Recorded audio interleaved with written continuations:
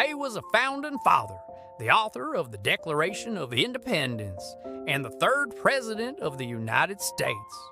But who was the real Thomas Jefferson, a man of immense intellect, soaring ideals, and profound contradictions? His story is central to understanding America itself. Today, we're diving deep into the life and legacy of this brilliant and complex figure. From the hallowed halls of Philadelphia to the vast, uncharted wilderness of the American West, Jefferson's influence is everywhere. Let's start at the beginning, or rather, at a moment that would define a nation. It's 1776 and the Second Continental Congress has a monumental task to declare independence from Great Britain. A young 33-year-old delegate from Virginia is chosen for the job.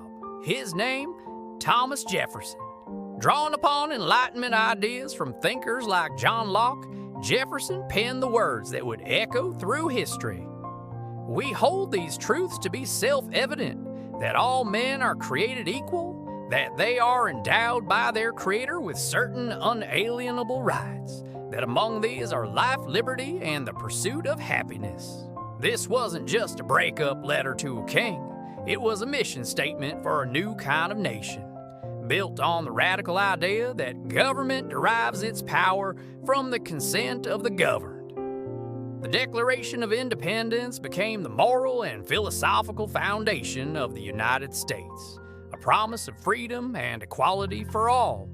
It's a promise the nation has been striving to live up to ever since. Fast forward to 1801, Jefferson is now President of the United States. His presidency wasn't just about politics, it was about shaping the very future of the country. And his most significant achievement was a real estate deal of epic proportions. France, under Napoleon Bonaparte, controlled a massive territory in North America called Louisiana. Jefferson, seeing a strategic opportunity, sent negotiators to Paris to try and buy the port of New Orleans. But Napoleon, needing funds for his wars in Europe, made a stunning counter-offer. All of it, the entire Louisiana territory. For $15 million, a price of just pennies per acre, Jefferson doubled the size of the United States overnight.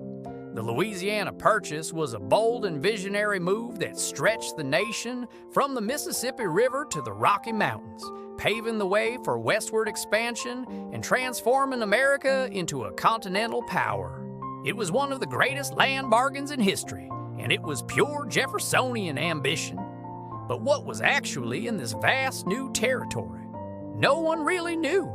To answer that question, Jefferson commissioned an expedition that would capture the American imagination for generations, the Lewis and Clark Expedition.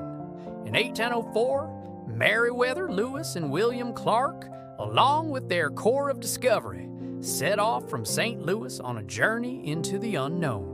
Their mission was to explore the new Louisiana Territory, find a water route to the Pacific Ocean, establish trade with Native American tribes, and document the region's geography, plants, and animals.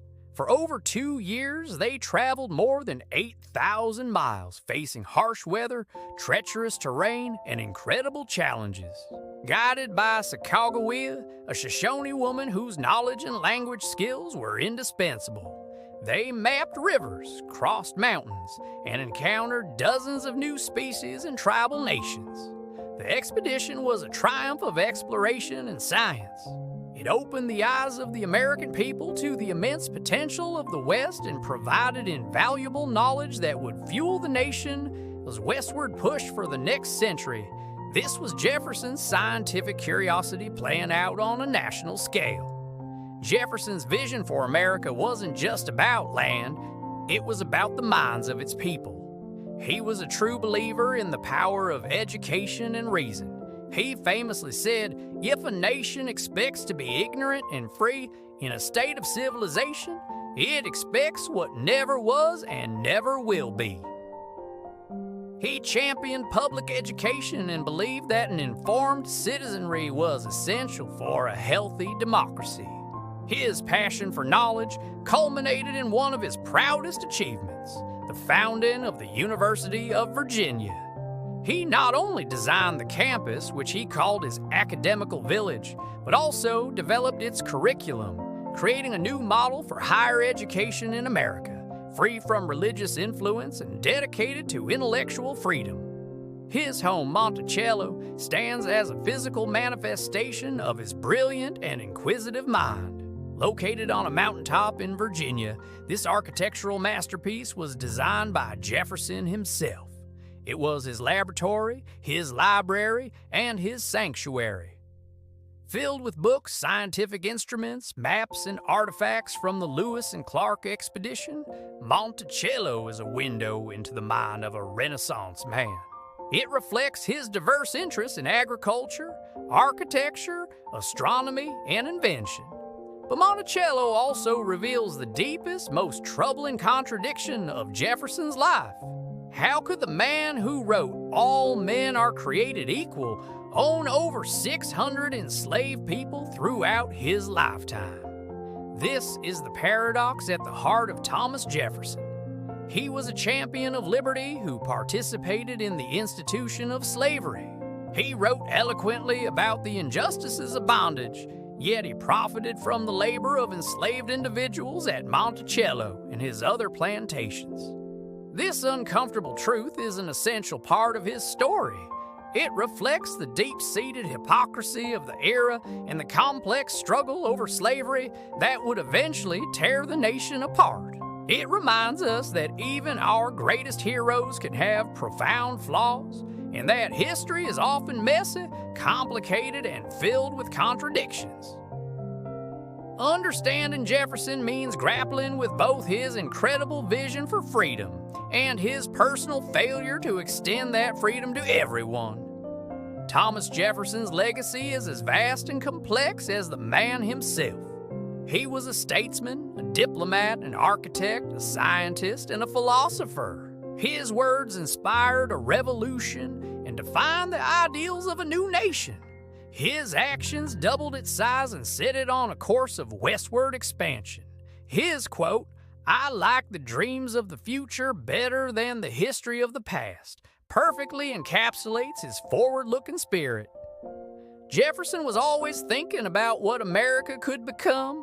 His ideas about democracy, individual rights, and the pursuit of knowledge continue to shape American values today. He remains a towering figure in American history, a man whose genius and flaws are woven into the very fabric of the nation. To study Jefferson is to study America itself, its highest aspirations, its deepest conflicts, and its enduring quest to live up to the ideals he so eloquently defined. Thank you so much for watching. Hey, if you found this journey into the life of Thomas Jefferson interesting, please hit that like button and subscribe to our channel for more deep dives into history. Let us know in the comments which historical figure you'd like us to explore next. See you in the next video.